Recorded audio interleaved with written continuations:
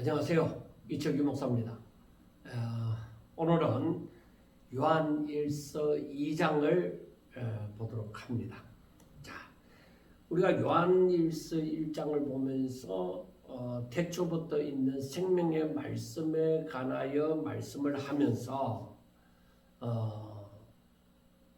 바로 이 생명의 말씀에 대해서 사도 요한은 자신이 직접 보았고 그리고 들었고 또 손으로 만진 바라고 얘기를 했습니다. 그리고 이 생명의 말씀을 전하는 것은 바로 하나님과 그의 아들 예수 그리스도와 함께 사귀는 바가 되어져서 더한 기쁨을 누리기를 원한다. 그렇게 말씀을 합니다. 그리고 이 생명의 말씀은 태초부터 있었던 것인데 이 말씀은 빛이시고 어둠이 전혀 없는 그러한 빛이시라고 말씀을 했습니다. 그리고 특별히 이제 거기에 대해서 말씀을 하는 게 무엇이냐면은 만약에 하나님과 사귐이 있다고 하면서 전혀 어둠이 없는 그 빛이신 그 하나님과 사귐이 있다고 하면서 어둠에 행한다고 하면은 그건 진정으로 사귀는 것이 아니다. 그것은 거짓말하는 것이다. 그 안에 정말 그 하나님을 향한 사랑이 없다. 진리가 없다. 그렇게 얘기를 하고 있는 것입니다. 그런데 만약에 사귐이 있다고 하면은 바로 너희들의 죄가 사함을 받을 것이다. 그렇게 말씀을 합니다. 그리고 또 죄가 없다고 하면은 자신이 죄가 없다고 하면은 그것도 거짓말하는 것이고, 그러나 만약에 죄를 자백하면은 분명히 그분께서는 우리 죄를 사하시고 우리를 모든 불의에서 깨끗하게 하실 것이다. 그렇게 말씀을 합니다. 그리고 만일에 범죄하지 아니하였다고 하면 하나님을 거짓말쟁이로 만드는 것이고, 그리고 그의 진리가 그 속에 있지 않다 하는 것을 얘기를 합니다. 그래서 이것을 우리가 좀 더 이제 밝히 알아야 되는 것입니다. 우리 속에 이 진리가 확실하게 있어야 될 것입니다. 그래서 한번 정리를 해보도록 하겠습니다. 자, 태초부터 있는 생명의 말씀.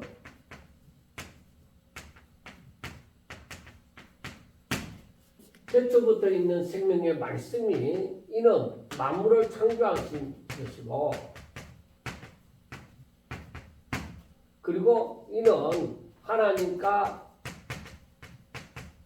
함께 계셨고 곧 하나님이시다. 그렇게 말씀을 합니다. 그리고 이 태초부터 있는 생명의 말씀은 사람들의 빛이시다. 그렇게 얘기를 합니다. 여기서 보면은 하나님은 빛이시다. 5절에 1장 5절에 이분은 빛이시다 하고 말씀을 합니다. 그래서 사도 요한이 이 생명의 말씀에 대해서 이 말씀의 생명의 말씀을 요한이 이 생명의 말씀은 곧 예수님인데 이 말씀을 즉 예수님을 전하는 것은 바로 사귐이 있게 하게 위함이다. 사귐이 있는 것은 바로 요한과 그 믿는 자들과의 사귐이지만은, 그러나 이 사귐은 하나님과 예수님과 함께 우리들의 사귐이 있는 것이다. 그런데 이 사귐이 있다고 하는 것은 바로 무엇을 얘기할까? 바로 서로 신뢰, 즉 믿음의 관계에 있다는 것이죠. 사랑의 관계. 그런데 사귐이 있노라 하면서 사귐, 즉 교제, 사랑, 사귐이 있노라고 하면서 만약에 빛이신 하나님과 사귐이 있노라고 하면서 만약에 어둠에 행한다면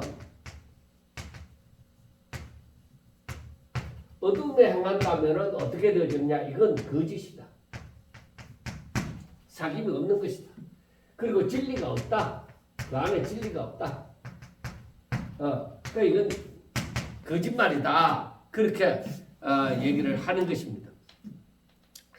그리고 그렇지만은 그 반대로 빛 가운데서 행하면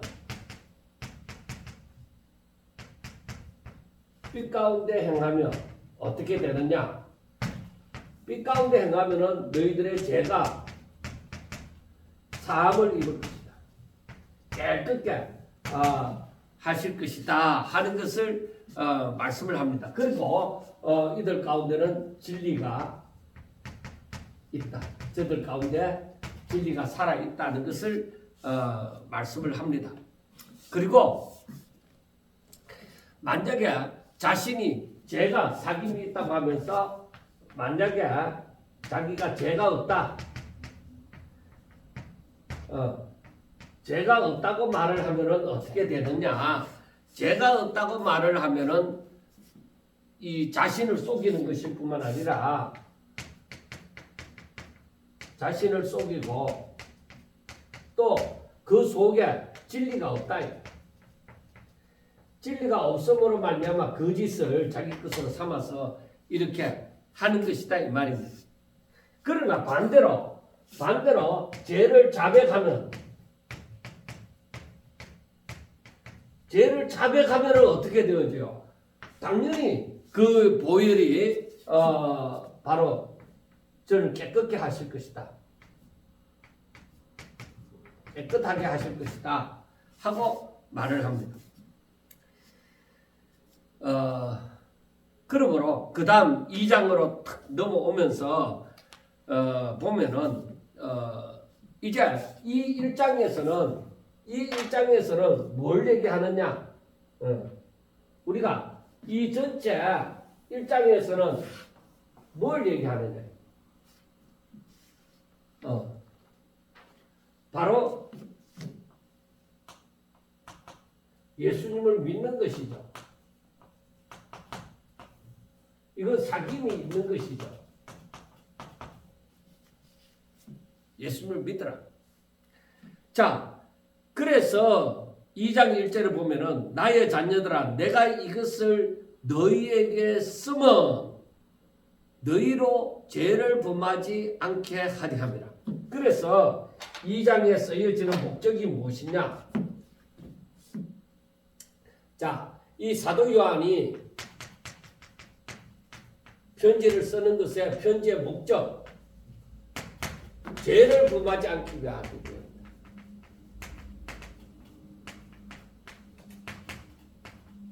죄를 범하지 않게 하기 위하여서 이 편지를 쓴다는 것입니다.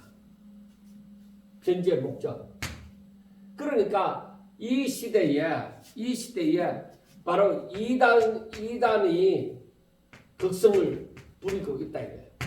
이단이 극성을 부리고 있는데 저들에게 미혹되지 말라. 미혹되어서 죄를 범하는 것이 올바른 것이 아니다. 그러니까 이단의 극성을 부릴 때 미혹되지 말라. 이렇게 미혹되지 않으려고 하면은 바로 진리가 너희 가운데 있어야 될 것이다. 너희 가운데 있어야 할 것이다. 이 진리가 너희 가운데 있어야 될 것이다. 이 말이에요. 그래야 너희들이 이 진리를 알고 진리를 행함으로 말미암아서 죄를 범하지 않게 하고자 하는 거예요. 그래서 앞에 이 생명의 말씀에 대해서 말씀을 하는 거예요.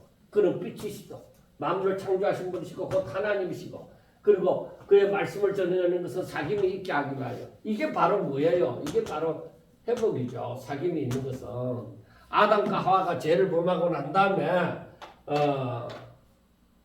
바로 저들의 심령이 부패되었잖아요. 그래 하나님의 은혜로 인하여 하나님의 은혜가 아니면 저들은 하나님 앞에 나아갈 수도 없는데 하나님의 은혜로 인하여서 믿음으로 말미암아서 저들이 구원함을 받게 되어지는 것이죠. 그러니까 하나님의 말씀을 온전히 믿어야만 이 삶이 이루어지는 거죠. 올바른 삶이 이루어지는 것이죠. 그러니까 결국에는 진리가 너희 가운데 있어야 된다는 거예요. 진리가.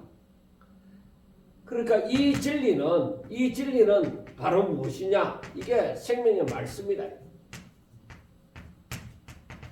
너희들에게 이 생명의 말씀이 너희들 가운데 있어야, 그래 생명의 말씀이 있어야 너희들이 산다 이 말입니다. 생명의 말씀이 있어야 산다.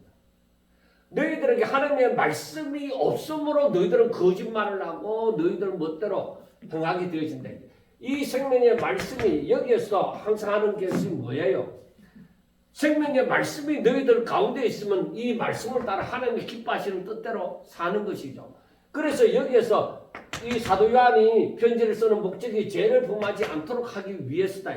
그걸 그렇게 하려면 어떻게 돼야 되느냐? 생명의 말씀이 너희들 가운데 있어야 된다는 것입니다. 그런데 만약에 성도가 죄를 범하면 어떻게 되느냐? 생명의 말씀이 있다고 하더라도 아직까지 육신을 갖고 있으므로 만약에 죄를 범하면 어떻게 되어지느냐?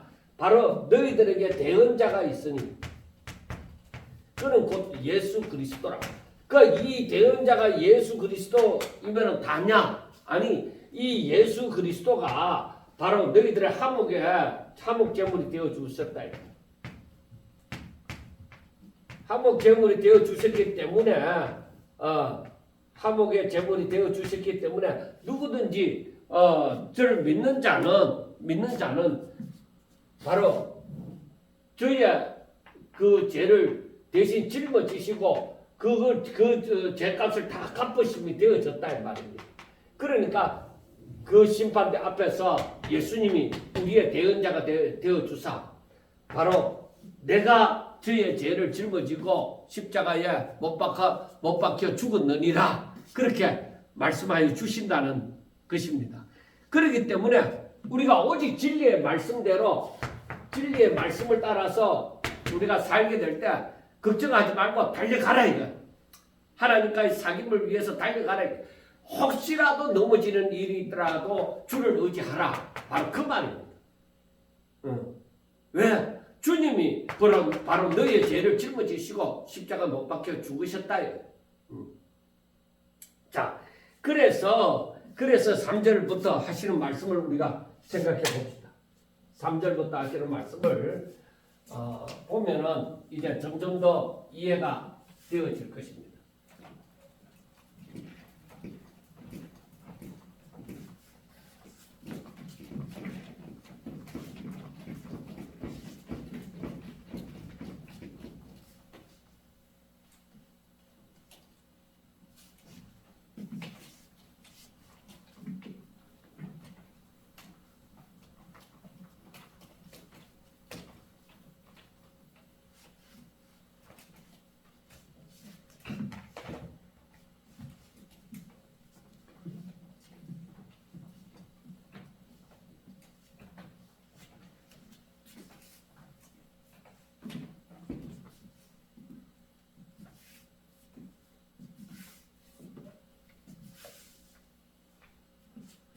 자, 우리가 성경을 읽을 때에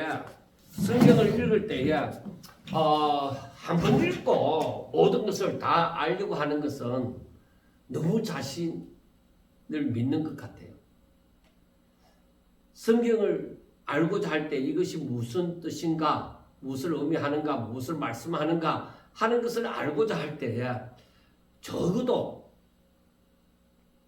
최소한 3번에서 5번 정도, 최소. 아니면 적어도 저는 한 7, 8번 이상 10번 정도를 읽어보라고 얘기를 하고 싶습니다. 늘 읽었던 말씀이지만은 읽고 또 읽고 그 다음 또 읽고 그렇게 계속 묵상을 읽고 묵상하고 읽고 묵상하고 그렇게 하다가 보면은 이제 진짜 늘 읽었던 말씀인데 어째 아직까지 이걸 생각해 보지 않았지 하는 그렇게 깨달아질 때도 있습니다.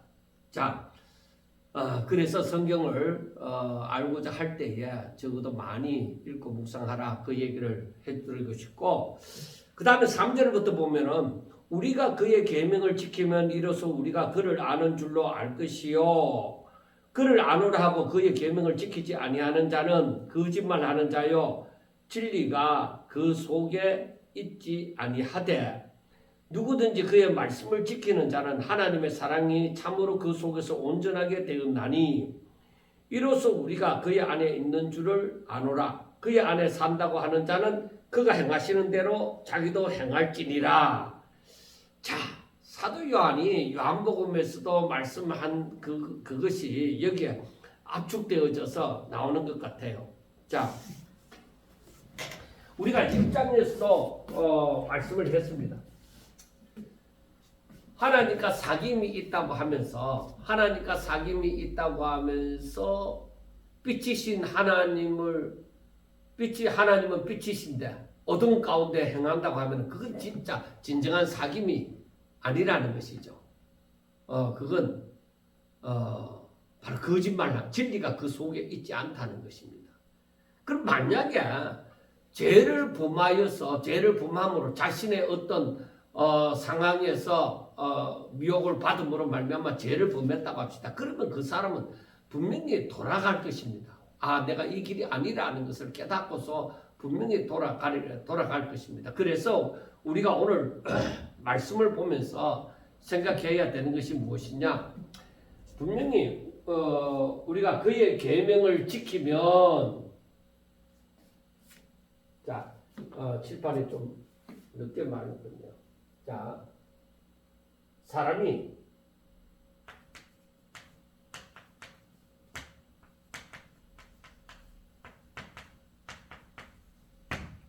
그의 계명을 지키면은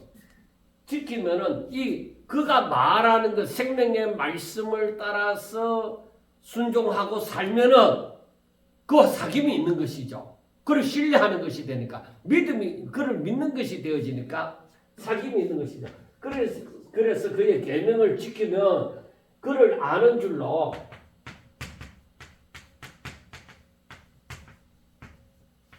알 것이요 하고 얘기합니다. 그를 안다는 것입니다. 우리가 요한복음 14장 15절을 보면은 뭐라고 하냐? 너희가 나를 사랑하면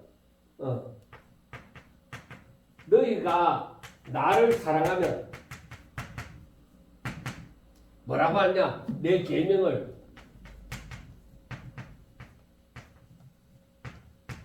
지키리. 너희가 나를 사랑하면은 나의 계명을 지키리라. 그러니까 이것이 바로 뭘 얘기하냐?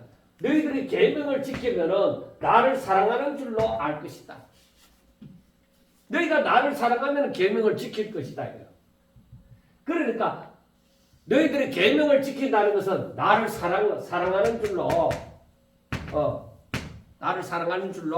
알 것이다. 사귐이 있는 걸로 알 것이다. 그런데 4절을 보여. 그를 아노라 하고 그의 계명을 지키지 아니하는 자는 거짓말하는 자요. 1장과 마찬가지죠. 그를 아노라. 자, 그를 아노라고 말을 하면서 그를 아노라고 하면서 뭐요? 계명을 지키지 않으면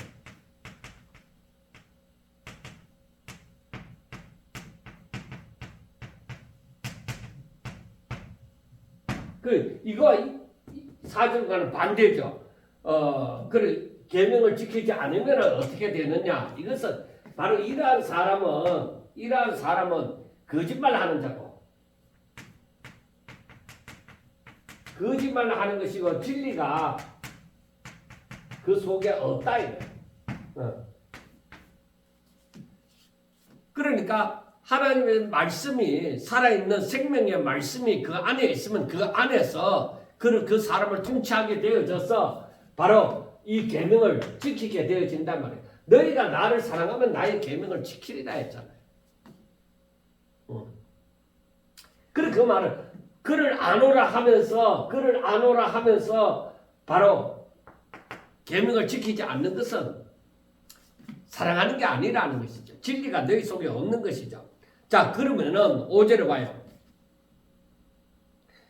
누구든지 그의 말씀을 지키는 자는 하나님의 사랑이 참으로 그 속에서 그 속에서 온전하게 되었나니 하고 말씀을 합니다. 자, 우리가 누구든지 그의 말씀을 지키는 자, 누구든지 하나님의 말씀을 지키는 자. 자, 하나님의 말씀을 지키는 자는 어떻게 된다고요? 하나님의 사랑이 참으로 그 속에서 온전하게 되었나니.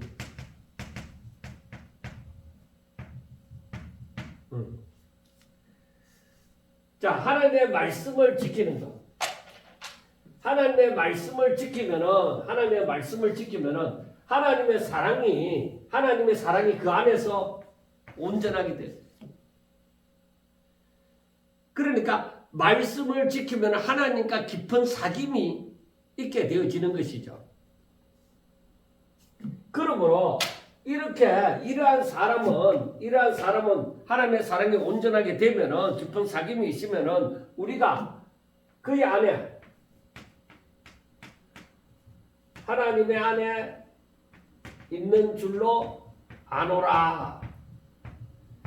그러니까 우리가 알아야 되는 것이 하나님의 말씀을 내가 기꺼이 순종을 하게 되어지고 기꺼이 순종하게 되어질 때에 그 하나님의 사랑이 내게 하나님의 생명이 내 가운데 있다는 것을 느끼게 되어져.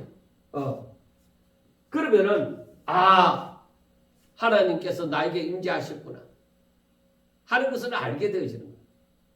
그래 하나님의 임재를 아는 것은 하나님의 말씀이 내 가운데서 생명이 되어지는 것이죠. 진정한 이 말씀이 지식이 아니라 이 말씀이 내게 살아있는 생명의 말씀이 되어지는 것이죠. 그게 하나님의 말씀이 내게 생명이 되어질 때에 분명히 거기에는 하나님의 임재가 있습니다. 하나님의 말씀이 생명이 되어진다는 것은 내가 그의 말씀을 순종하는 거예요. 지킨다고 하는 것은 순종하는 거죠.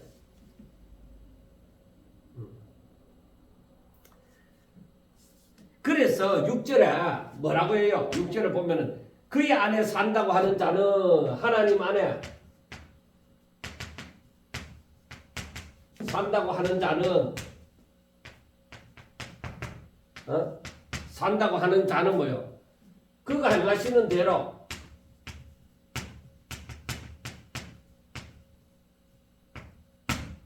자기도 행할지니라. 그러니까 이 말씀이 뭐예요? 하나님 안에 산다. 내가 하나님과 깊은 사귐이 있다. 하나님의 말씀이 내 안에, 내가 하나님 안에 있다. 요한복음 15장에서 말씀하는 것처럼 그렇다고 할 때에 그가 행하시는 대로 자기도 행할지니라. 그래 이 말은 뭐요? 주님을 따르는 삶.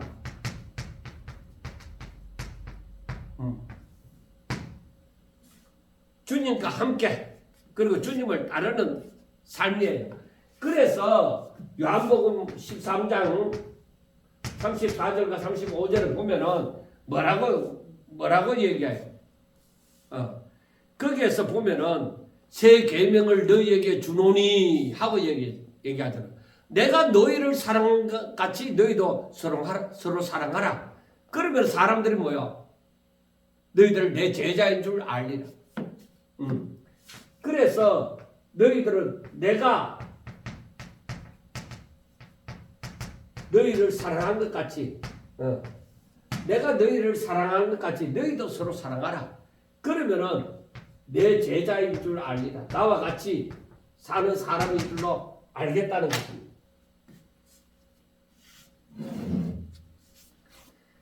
그래서 우리가 알아야 되는 것이 내가 하나님의 말씀을 듣고 순종하게 되어질 때에 바로 그 말씀이 내게 생명이 되어지고 하나님의 사랑이 더욱더 온전하게 되어진다. 그래서 그 가운데 하나님의 임재가 있으므로 내 가운데 위로와 평강이 임하고 새 힘이 생겨나고 그렇게 되어진다는 것이죠. 그래서 바로 우리 주님이 우리를 사랑한 것 같이 너희도 서로 사랑하라 하는 말씀이 우리들에게 새 계명으로 주어지는 것입니다. 그래서 말씀이 뭐라고 되어져 있어요? 사랑. 하나님께서 말씀하는 이 사랑은 뭐예요? 율법의 완성이라고 말씀을 하죠. 이게 로마서 13장 8절에서부터 10절 말씀을 참고해 보면은 사랑은 율법의 완성입니다. 그러므로 이 사랑이 사람들이 말하는 일반적으로 흔히 믿는 자나 안 믿는 자나 말을 하는 그러한 사랑이 아니죠. 고린도전서 13장에 나오는 그 사랑은 율법의 완성이 되는 사랑이에요. 이 사랑은 그가 행하시는 대로 자기도 행하는 그런 사랑이에요. 그러니까 이 사랑은 뭐예요? 하나님의 이 생명의 말씀을 따라서 지켜 행하는 자예요. 그래서 마태복음 28장 그 19절 이하로 그 말씀을 보면은 너희들 모든 족속을 제자로 삼아서 내가 너희들에게 분부한 모든 것을 저들도 지켜 행하게 할지니라. 그렇게 말씀을 합니다. 이 사랑이 바로 하나님의 말씀을 따라서 그가 행하시는데도 자기도 행할지니라. 그러니까 그분의 뜻대로 내가 너희를 사랑한 것 같이 너희도 서로 사랑하라. 그 사랑이에요. 그 사랑은 율법의 완성이 되어지는 사랑이에요. 그러면 여기에는 자동적으로 구원이 있고 여기에는 회복이 있고 여기에는 하나님의 능력이 있고 여기에는 하나님의 복이 가득하게 되어지는 것이죠. 자, 그 다음 말씀을 봐요. 7절 말씀에 보면은 사랑하는 자들아 내가 새 계명을 너희에게 쓰는 것이 아니라 너희가 처음부터 가진 옛 계명이니 이 옛 계명은 너희가 들은 바 말씀이거니와 내가 다시 내가 너희에게 새 계명을 써노니 그에게와 너희에게도 참된 것이라. 이는 어둠이 지나가고 참빛이 벌써 비침이니라 하고 말씀을 했습니다. 자, 우리가 7절에 내가 새 계명을 너희에게 쓰는 것이 아니라 너희가 처음부터 가진 옛 계명이다 하고 말씀을 합니다. 그래서 신명기 6장 5절 말씀에 보면은 너는 마음을 다하고 뜻을 다하고 힘을 다하여 내 하나님 여호와를 사랑하라 하고 말씀을 합니다. 그러니까 마음을 다하고 뜻을 다하고 힘을 다하여 내 하나님 여호와를 사랑하라. 그래 이것은 하나님 사랑하는 것, 하나님의 말씀을 그러니까 그 6장 5절 이후에 보면은 오늘 내가 너에게 명하는 이 말씀을 너는 마음에 새기고 너 자녀에게 부지런히 가르치면 집에 앉았을 때든지 길을 갈 때든지 누웠을 때든지 일어날 때든지 이 말씀을 강론할 것이면 너는 또 그것을 내 손목에 메어 기호를 삼으며 내 미간에 붙여 표를 삼고 내 집 문설주와 바깥문에 기록할지니라 하고 말씀을 합니다. 그러니까 신명기 6장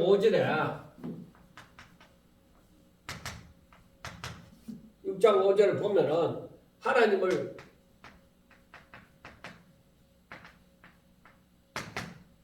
사랑하라 는 말씀이 있습니다. 그러니까 이것이 너희가 처음부터 가진 옛 계명이다. 그러니까 하나님을 사랑하라 하는데 여기에는 뭘 얘기해요? 여기에서 말씀하는 것은 오늘 내가 너에게 명하는 이 말씀을 너는 마음에 새기고 그러니까 계명을 지켜 행하라는 것이에요. 하나님의 말씀을 순종하라는 것이에요. 하나님을 사랑함으로 순종하라 하는 그 말씀입니다. 그러니까 새 계명을 너희에게 쓰는 것이 아니라 옛날부터 있었던 계명이다 이게. 그러니까 서로 사랑하라는 또 이웃 사랑하라는 출애굽기 보면 이웃을 사랑하라는 계명입니다. 이 옛 계명은 너희에게 들은 바 말씀이거니와 다시 너희에게 새 계명 다시. 그런데 이것이 서로 사랑하라는 것이 계명을 따라 지켜 행하라는 이것이 바로 옛 계명이다. 새 계명이 아니라 옛 계명이다. 그런데 그렇게 얘기하면서 8절에서는 다시 내가 너희에게 새 계명을 써노니 하고 얘기를 하는 거예요. 그래 이거는 무슨 말씀이냐? 이게 이미 서로 사랑하라는 것은 주어진 말씀이다. 이미 주어진 말씀인데 새 계명을 쓰는 것은 바로 요한복음 13장 34절과 35절에 있는 말씀처럼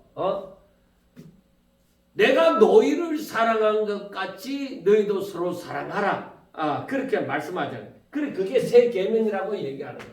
그러니까 이것은 이미 주님께서 실현했다. 이것을 이 말씀을 그대로 실천했다 이 말이에요. 그것이 완성되어진 것이다. 그런 의미에서 이 새 계명이라고 얘기하는 거예요. 그래서 그에게와 너희에게도 참된 것이라. 이는 어둠이 지나가고 참빛이 벌써 비침이니라. 자, 여러분 이 말이 조금 헷갈릴 수 있으나 옛날부터 주어진 계명 서로 사랑하라는 것은 옛날부터 주어진 계명이다. 그런데 예수님이 오시고 나서 내가 새 계명을 너희에게 준다 하는 것은 내가 너희를 사랑한 같이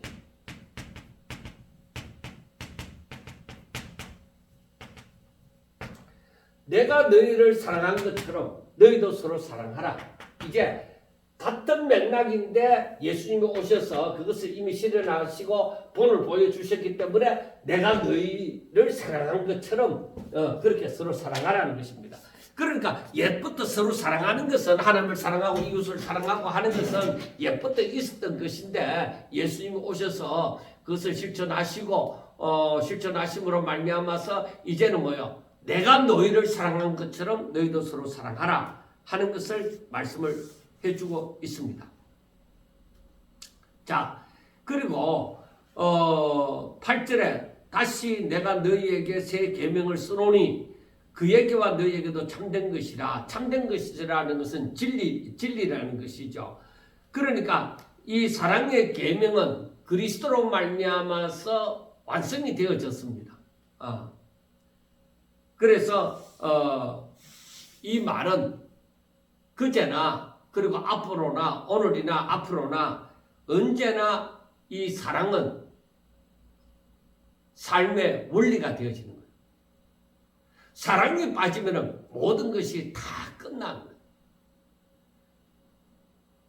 거예요. 아무리 병 고치고 예언을 하고 어떻게 하다 하더라도 이 사랑이 빠지면 아무것도 아닌 거예요. 그러니까 이 사랑은 뭐예요? 이 사랑은 바로 계명을 지키는 거예요. 너희가 나를 사랑하면 나의 계명을 지키리라.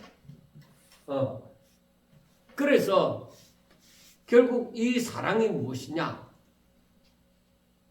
하나님을 마음을 다하고 뜻을 다하고 힘을 다하여서 하나님을 사랑하는 것은 바로 하나님의 말씀을 그만큼 지키는 거예요. 그래서 마태복음 16장 24절에서도 말씀한 것처럼 아무든지 누구든지 나를 따라오려거든 자기를 부인하고 자기 십자가를 지고 따를 것이래. 그래 마음을 다하고 마음을 다하고 뜻을 다하고 힘을 다하여서 계명을 지키는 거예요. 그를 따르는 거예요. 그가 본을 보여준 것처럼. 그래서 내가 너희를 사랑한 것 같이 너희들도 내 길을 따라오느라 이 말이야. 너희들도 이렇게 살라 이 말입니다.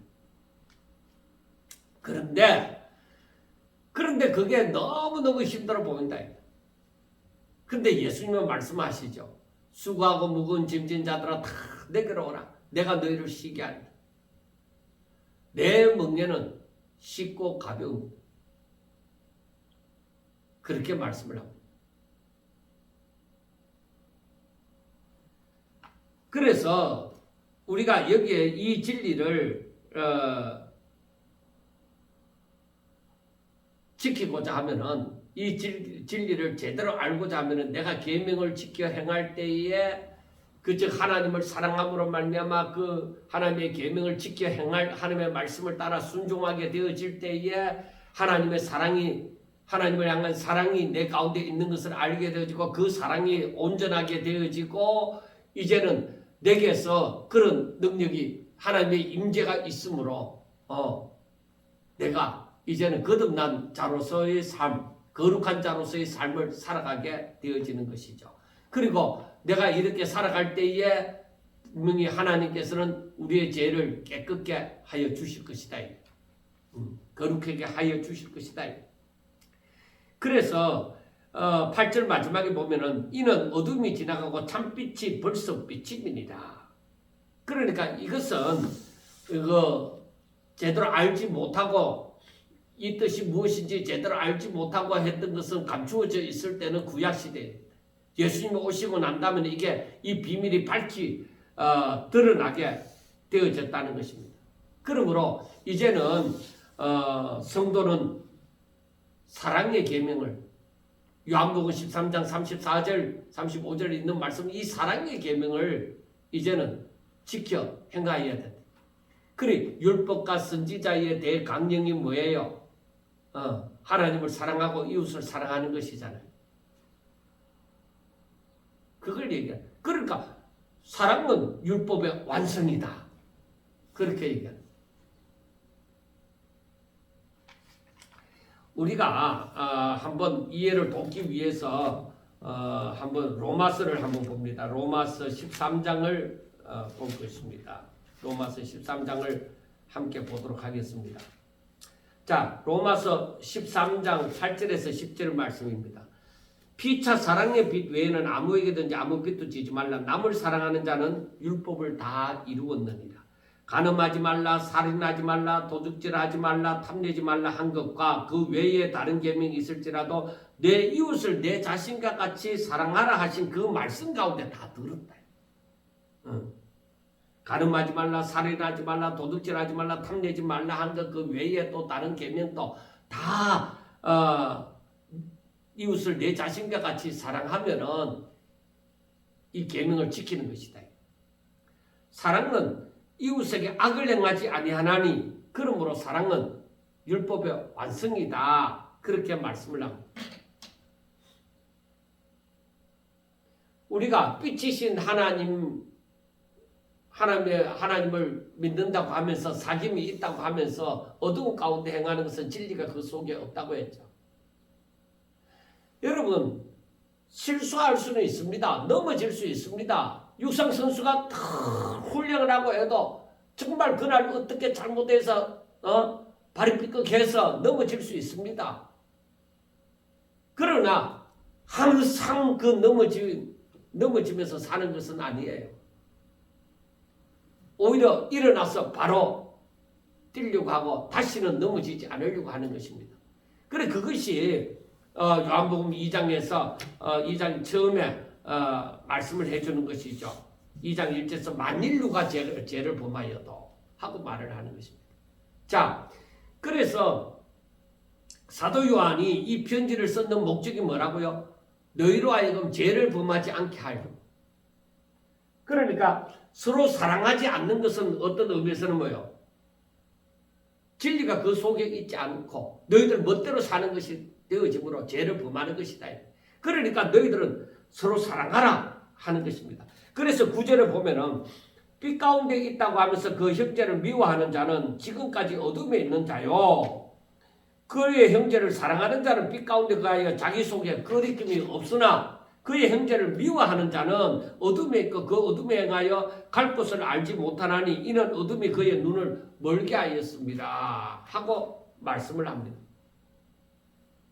그러게 1장에 있는 말씀과 마찬가지죠. 빛이 하나님은 빛이신데 하나님과 사귐이 있다고 하면서 사귐이 있다고 하면서 어두운 가운데 행한다고 하는 것은 그건 거짓말하는 것이다. 하나님과 사귐이 없는 것이다.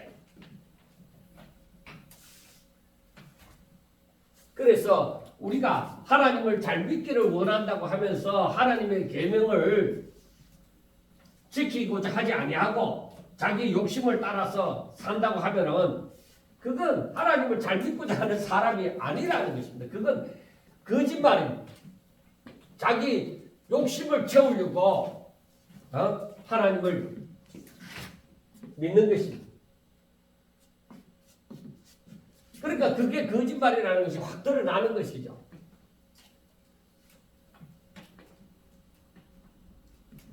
정말로 하나님을 잘 믿고 하나님 안에 거하기를 원하는 사람은 하나님의 계명을 지키고자 할 것입니다. 어떻게 하면 이 하나님의 말씀을 순종하며 살까? 그리고 하나님께서 나를 보실 때에 정말 잘하였다고 할까? 기뻐하실까? 우리가 부모님이 원하는 것을 알고 그 부모님의 원함이 정말 나로 말미암아서 딱 이루어지게 되어질 때에 우리가 부모를 보기 전에 기대하는 마음이 있죠. 와, 얼마나 우리 어머니 아버지가 기뻐하실까? 왜? 엄마 아버지의 뜻대로 이 모든 것이 지금 이루어지고 있으니까. 그래서 내가 하나님을 믿는다. 내가 빛 가운데 행하고 있다. 그렇게 하면서 형제를 미워하는 사람. 그 사람은 어둠에 있는 자다. 제가 이 말씀을 생각하면서 정말 이것은 제 자신과 나 자신과의 싸움이구나. 내 육신의 소유과의 싸움이구나.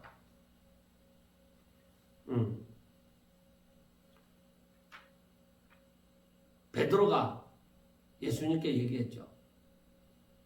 형제를 몇 번이나 용서하니까.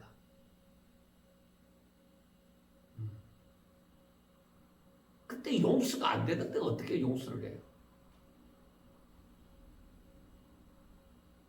근데 여러분, 우리 주님은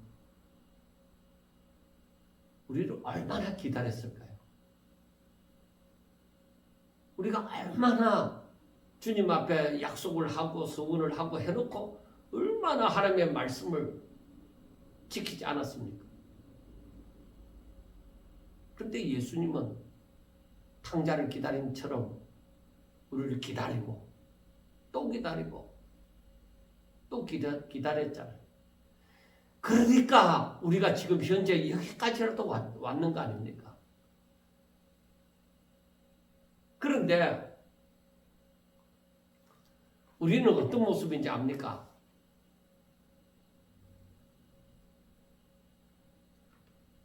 내 동료가 나는 주인에게 1만 달란트를 만약에 우리나라 말로 하면 한 1억을 빚졌습니다. 1억은 하고 한 100억 정도 빚졌습니다. 그런데 주인 앞에 가서 한 번만 살려주세요. 한 번 기회를 주세요. 어찌하든지 갚도록 노력하겠습니다. 내 평생 어떻게 하든지 갚겠습니다 하면서 참 주인한테 사정사정을 합니다. 한 번만 살려달라고. 그 주인이 내가 못 갚을 줄 알죠. 아는데 그래. 내가 너 용서한다. 그래. 내가 네 빚 안 갚아도 되도록 해줄게. 너나 잘 먹고 잘 살아라. 이제는 다시는 그렇게 빚지는 일 없이 열심히 노력해서 살아라. 그렇게 해서 탕감을 받았습니다. 그런데 내 친구가 내한테 100만 원 빚진 거예요. 근데 내가 경찰을 고발하고 참 고소하고 어쨌든지 돈 받아내려고 막 때를 쓰는 거예요.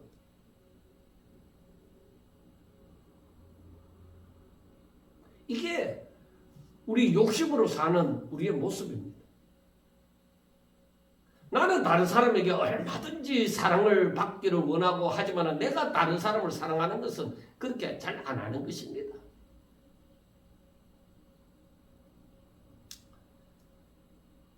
제가 어느 날 그런 부분을 깨닫게 되어졌죠. 그리고서는 하나님 앞에 기도를 합니다. 하나님, 이건 아닙니다. 저를 변화시켜 주세요. 나 주님과 같이 살게 해주세요. 나를 향하여 돈을 던지는 자들도 하나님 앞에 다 맡기고 저들을 용서할 수 있는 그런 사람이 되게 해주세요. 하나님 뜻대로. 그래, 내가 내 것이 아니라 우리 주인이신 하나님께 소유된 종이니까 주인이신 하나님이 알아서 하라. 그러한 마음을 갖게 해달라고 기도를 하는 것이죠. 그때에 탁 떠오르는 것이 다윗이 압살롬의 반역을 인하여 피신 갈 때에 시므이가 막 저주를 하죠. 근데 다시 돌아올 때에 시므이를 사람들이 죽이고자 할 때 놔둬라. 하나님이 나에게 그렇게 하라고 했는지 아느냐. 그런 마음이 어떻게 생겼을까요? 모든 것을 하나님이 통치하시고 주장하신다고 믿으니 그런 마음이 생기는 것이 아닙니까? 그리고 모든 것을 하나님이 다 갚아주시는 거예요. 원수 갚는 것이 내게 있는 것이 아니라 하나님께 있는 거예요. 그런 마음이 나도 가졌으면 참 좋겠다 하는 생각을 가지게 되어졌습니다. 그래서 그런 마음을 가지고 10절 그의 형제를 사랑하는 자는 빛 가운데 그하여 자기 속에 거리낌이 없으나 그의 형제를 미워하는 자는 어둠에 있고 어둠에 행하며 갈 곳을 알지 못하나니 이는 그 어둠이 그의 눈을 멀게 한 것이다. 어둠 속에서의 내 마음, 내 욕심 이런 거는 심각한 문제가 되는 것입니다.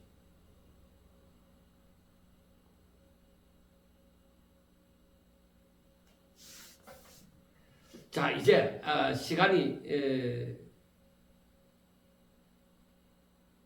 많이 갔기 때문에 좀 빨리 하도록 하겠습니다.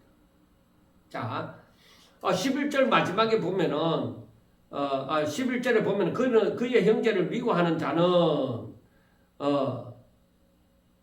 어둠에 있고 어둠에 행하며 갈 곳을 알지 못하는, 자동적으로 그 사람들은 길을 몰라요. 그들은 진리가 그 안에 있지 않아요. 그러니까 그 어두운 가운데서 눈이 멀어요. 길도 모르고 진리도 모르고 하니까, 그러니까 그들은 하나님과 사귐이 있으면은 분명히 길을 알게 되어지죠. 사랑은 모든 죄를 보게 만들어주고 길을 가르쳐 주는 것입니다. 그런데 어두운 가운데 있는 사람은 자신의 죄도 모르고 세상 죄도 모르고 그냥 거기에서 욕심을 따라서 살아가는 것입니다. 자, 12절부터 14절에 있는 말씀을 보면은, 자녀들아 내가 너희에게 쓰는 것은 너희 죄가 그의 이름으로 말미암아 사함을 받았으며, 아비들아 내가 너희에게 쓰는 것은 너희가 태초부터 계신 일을 알았으며, 청년들아 내가 너희에게 쓰는 것은 너희가 악한 자를 이기었습니다. 그리고 그 다음에 또다시 아이들아 내가 너희들에게 쓰는 것은 너희가 아버지를 알았으며, 아비들아 내가 너희에게 쓴 것은 너희가 태초부터 계신 일을 알았으며, 청년들아 내가 너희에게 쓴 것은 너희가 강하고 하나님의 말씀에 너희 안에 거하시며 너희가 흉악한 자를 이겼습니다. 자, 이것은 아이들을, 그리고 아비들, 그리고 청년들을 향해서 말씀을 합니다. 이것은 성장입니다.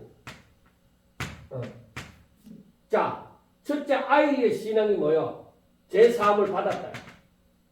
그래서 하나님을 알았다. 나중에는 뭐요? 원수를 이긴다. 이렇게 처음에 신앙이 자기가 제 사함을 받고 이제 하나님의 사람이 되어진 거죠. 그 다음에 이제 하나님을 알아가죠. 그리고 그의 신앙이 성장하니까 원수를 이기는 자리에까지 이르게 되어졌다. 이게. 그래서 저들에게 향하는 말이 15절에 뭐라고 하느냐? 이 세상이나 세상에 있는 것들을 사랑하지 말라. 그러니까 15절에 이 세상이나 세상에 있는 것, 이 세상이나 세상에 있는 것들을 사랑하지 말라.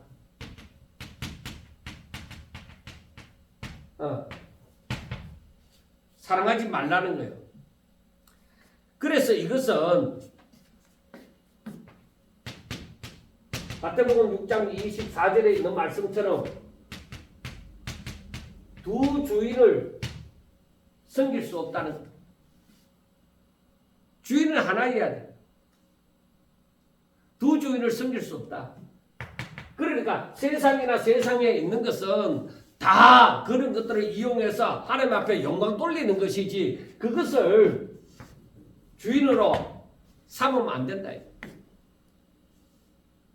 마음을 다하여 뜻을 다하고 힘을 다하여서 하나님을 사랑하지, 세상이나 세상에 있는 것들을 사랑하는 것은 우상이다. 그래서 누구든지 세상을 사랑하면 아버지의 사랑이 그 안에 있지 않다. 세상을 주인으로 섬기면 하나님이 그 안에 없다. 이는 세상에 있는 모든 것이, 자, 세상에 있는 것이, 세상에 있는 모든 것이 뭐야? 육신의 정욕, 그리고 안목의 정욕, 그리고 이생의 자랑,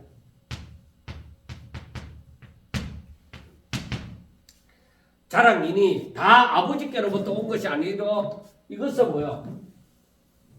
세상으로부터 왔대.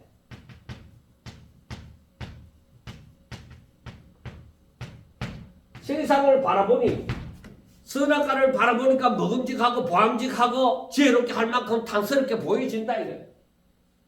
그래 그것이 세상으로부터 왔지 하나님이 주신 그런 것이 아니다. 그러나 이 세상도 지나가고 내 마음의 욕심 정욕도 다 뭐요? 지나간다. 그러나 하나님의 뜻을 따라 행하는 사람,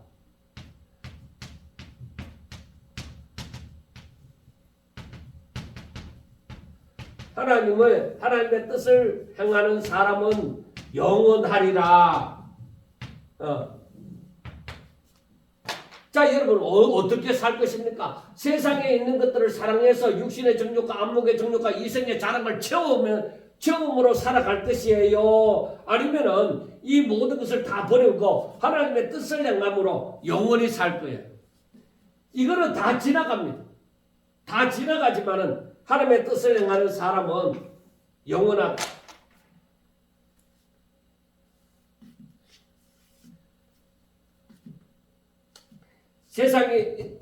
세상과 정욕은 다 지나가는. 그런 내가 세상을 사랑하지 말아야 될 이유예요. 자, 아이들아 18절에 보면은 아이들아 지금은 마지막 때다.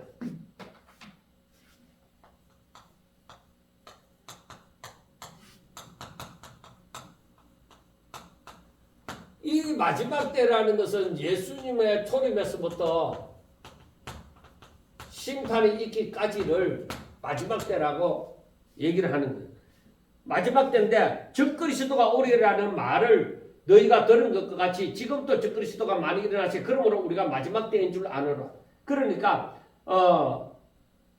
이 마지막 때라는 것은 맞아 이 적그리스도가 나타나게 되어지는 거예요. 그런데 적그리스도가 오리라 한 말을 너희가 이 마지막이 되면 적그리스도가 오리라는 것을 너희가 들었을 것이다 이거예요. 그런데 지금도 많다 이거. 그러니까 이 말은 무슨 말이냐면 내가 그리스도라 하고 나타나는 사람들이 어떤 한 사람이 나타나는 게 아니라 내가 그리스도다 예수다 하고 나타나는 사람이 많다 이 말이에요. 그래 이 징조를 보고서 이것이 마지막 때이구나 마지막 때이구나 하는 것을 안다. 그들은 우리에게서 나갔으니 우리에게서 속하지 아니하였나니 만일 우리에게 속하였더라면 우리와 함께 가했으리. 그러니까 여기에서 여러분 잘 보세요. 19절에 그들이 우리에게서 나갔다. 그래서 이 말은 즉 그리스도는 이 말은 교회에서 처음에는 교회에서 다시 자기들의 세상으로 처음에는 교회에 있었다 이거예요. 그러네 자기들의 세상으로 나아가는 거예요. 우리에게 속하지 않고 교회를 배반하고 나간 것입니다. 그래 이것은 뭐요? 이것은 우리에게 속하지 않았음을 우리에게 원래부터 속하지 않았다는 것을 얘기를 해주는 거예요. 너희는 거룩하신 자에게서 기름을 붓고 모든 것을 아느니라. 그래 여기에서 이들은 그렇지만은 너희는 뭐요? 너희는 성령으로 기름 부음을 받아서 안다.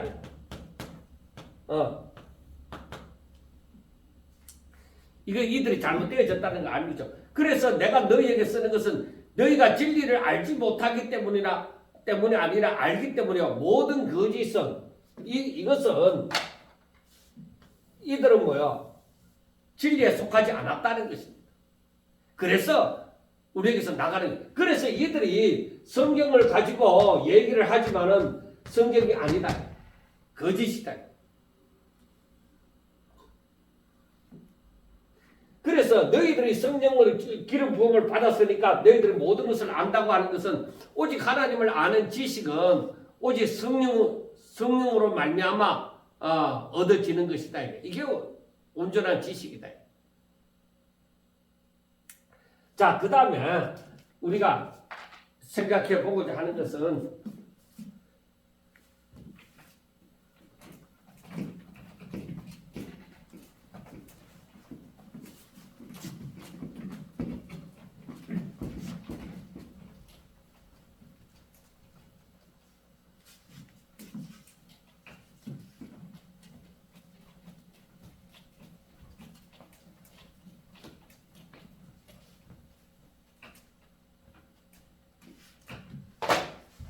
우리가 적그리스도의 특성입니다. 적그리스도라 하면은 이 진짜 그리스도가 아니라는 것이죠.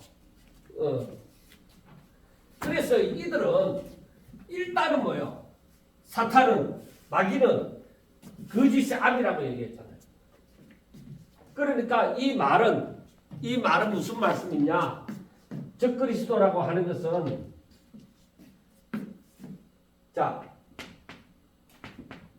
적그리스도가 하는 것은 일단 거짓이에요. 마귀는 거짓의 아비이기 때문에 저들은 무조건 거짓말하는 자예요. 그러니까 어떤 교묘하게 이것은 그 뱀처럼 아주 강조하고 교묘하게 속이는 이들은. 그리고 저들은 절대로 하나님의 계명, 법대로 하지 않습니다.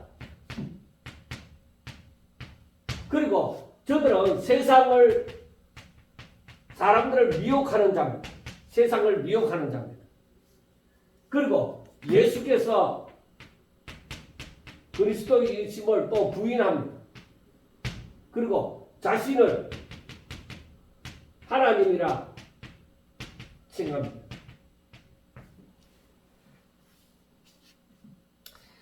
그래서 여기에 보면 22절에 거짓말하는 자가 누구냐? 예수께서 그리스도이심을 부인하는 자가 아니냐? 아버지와 아들을 부인하는 그가 즉 그리스도니 아들을 부인하는 자에게는 또한 아버지가 없으되 아들을 시인하는 자에게는 아버지도 있느니라 하고 말씀을 합니다. 그러니까 그리스도를 부인하는 자, 하나님을 부인하는 자, 이들은 전부 즉 그리스도입니다.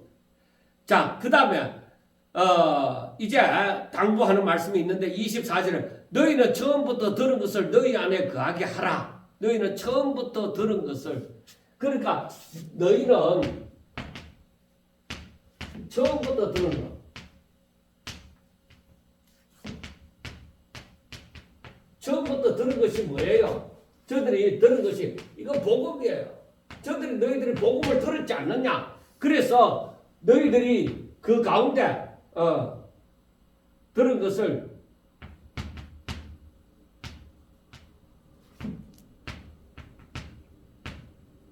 너희 안에 거하게 하라. 그래, 하나님의 말씀, 이 복음이, 생명의 말씀이 너희 안에 있도록 하라 이 말이에요. 너희 안에 거하면 그러면은 너희가 아들과 아버지 안에 거하라. 그러니까 이거 말씀, 생명의 말씀이 너희 안에 거하게 하면은 너희가 아들과 아버지 안에 거하리라. 이게 요한복음 15장 10절에 있는 말씀이죠. 내 말이 너희 안에 거하고 너희가 내 안에 거하면 무엇이든지 원하는 대로 구하라 이러잖아요. 그리하면 이루리라 하고 말씀을 하죠. 그가 우리에게 약속하신 것은 이것이니, 자, 그렇게 되어지면은 그 약속이 이루어집니다. 그게 뭐요? 영생, 영원한 생명, 영생이 주어지리라 하는 것입니다. 너희를 미혹하는 자들에 관하여 내가 이것을 너희에게 썼느니라. 너희는 주께 받은 바 기름 부음이 성령이 너희 안에 거하나니 아무도 그러니까 성령으로 말미암아서 너희는 기름 부음 받았다 이거. 기름 부음을 받았다는 거예요. 그래서 기름 부음은 구약 시대 때 보면은 구약 시대 때 보면은 왕이나 제사장이나 선지자가 받았다. 그래 너희들이 기름 부음을 받아서 성령을 받았다는 것은 너희들은 세상에 대해서 왕이요 제사장이요 선지자다 이런 말이죠. 그래서 기름 부음이 너희 안에 가나니 아무도 너희를 가르칠 필요가 없고 오직 그의 기름 부음이 모든 것을 너희에게 가르치고 또 참되고 거짓이 없으니 너희를 가르치신 그대로 주 안에 가라. 그래 성령이 스승이 되셨어. 항상 성령의 인도함을 받아야 돼. 그 다음에 자녀들아 이제 그의 안에 거하라. 그러니까 그의 안에 거하라. 이건 하나님의 말씀이 거하는 것이고 그리고 주님 안에 거하라고. 이제는 너희들이 주님 안에 거해라. 이 말은 이는 주께서 나타나신 바 되면은 주님이 오실 때 그가 강림하실 때 우리가 담대함을 얻어 부끄럽지 않게 왜 하나님의 말씀을 대로 살아가니까 부끄럽지 않게 하려 합니다. 너희가 그가 의로우신 줄 알면 의를 행하는 자마다 그에게서 난 줄 알리라. 그러니까 너희가 그가 의로우신 줄 알면 의를 행하는 자마다 그에게서 난 줄을 알리라. 그러니까 바로 주를 닮아 살아가는 것이죠. 사랑하는 여러분, 이 마지막 때에 정말로 하나님의 말씀을 온전히 깨닫고 그 말씀을 지켜 행하면 그 가운데 그 말씀은 생명의 말씀이니까 우리 가운데 하나님의 생명이 있게 되어지고 우리가 기름 부음을 받아서 또한 성령이 우리 가운데 거하여서 이 말씀이 무엇인지 깨달아 가게 되어지고 더욱더 하나님과 깊은 사귐이 있으면은 더욱더 그를 더 잘 알게 되어져서 정말로 하나님의 주시는 그 평강 주님께서 함께하여 주시는 그 임재의 그 증거가 우리에게 나타날 줄로 믿습니다.